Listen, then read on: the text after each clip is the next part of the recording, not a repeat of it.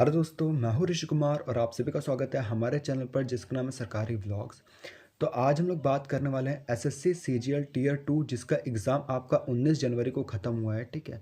उसकी आंसर की कब तक आ सकती है और तो और उसका सेफ स्कोर क्या रह सकता है, उस चीज़ के बारे में हम लोग बात करेंगे। तो देखो, अगर हम लोग बात करें सीजीएल टीयर 2 का जो एग्ज़ाम है वो आपका 19 जनवरी को ख़त्म हो चुका है।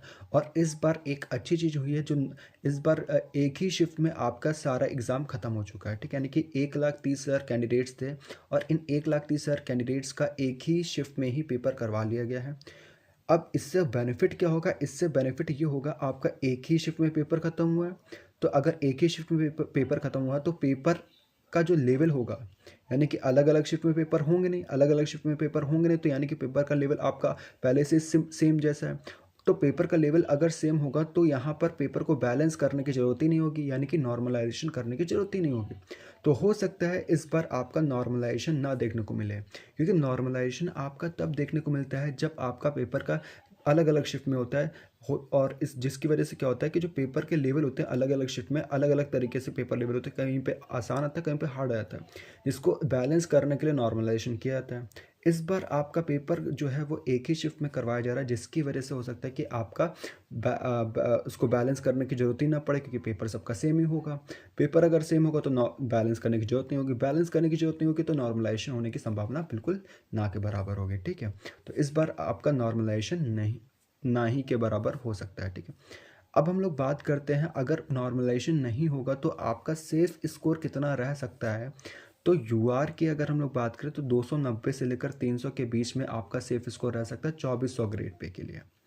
वहीं पर अगर हम बात करें 4600 ग्रेड पे की, तो आपकी 310 तक का आपकी 4600 ग्रेड पे के लिए कट ऑफ जा सकती है, सेफ स्कोर रह सकता है यूआर के लिए।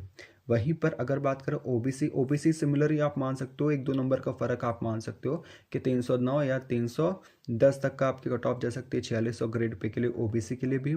और आपकी 290 से 300 तक का कट ऑफ जा सकती है किसके लिए? ओबीसी के लिए ग्रेड पे, आपका 4600 ग्रेड पे के लिए, ठीक है। बाकी सब में आप 5 या 4 नंबर कम कर सकते हो, अलग-अलग कैटेगरी की आपकी कट ऑफ निकल आएगी। अब हम लोग बात करते हैं उसकी आंसर की कब तक आ सकती है। तो आंसर की देखो, अगर हम लोग बात करें टीसीएस के पुराने ट्रेंड को देखें तो आपकी जो आंसर की होती है वो 1 हफ्ते के अंदर-अंदर आ जाती है, यानी कि एग्ज़ाम जैसे ख़त्म होता है उसके 1 हफ्ते के अंदर-अंदर आपकी आंसर की आ जाती है। अब आंसर के आने के बाद क्या होता है, आंसर की 1 हफ्ते के बाद आ जाती है, यानी कि और कभी-कभी 2-3 दिनों में भी रिलीज़ कर देता है, ठीक है। और अगर हम लोग बात करें तो इस बार भी शायद ऐसे ही देखने को मिल सकता है आपका कि जो आंसर की है वो हो सकता है कि आपका इस हफ्ते तक का आ जाए, यानी कि 25 के पहले-पहले आपकी आंसर की आ सकती है।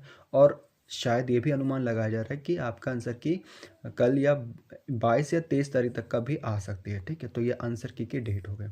तो आंसर की आपकी 25 इस हफ्ते तक का आ सकती है और सेफ स्कोर मैंने बता ही दिया है। तो इस वीडियो में केवल इतना ही। आई होप आपको हमारी वीडियो पसंद, अगर पसंद है तो प्लीज़ लाइक करेगा, सब्सक्राइब करेगा और बेल आइकन दबाना ना भूलेगा हमारी लेटेस्ट वीडियोज़ के नोटिफिकेशन को पाने के लिए। तो देखते रहिए ऐसे ही हमारे वीडियोस को और हमारे चैनल को सब्सक्राइब करना ना भूलिए, ठीक है। Have a good day, sayonara.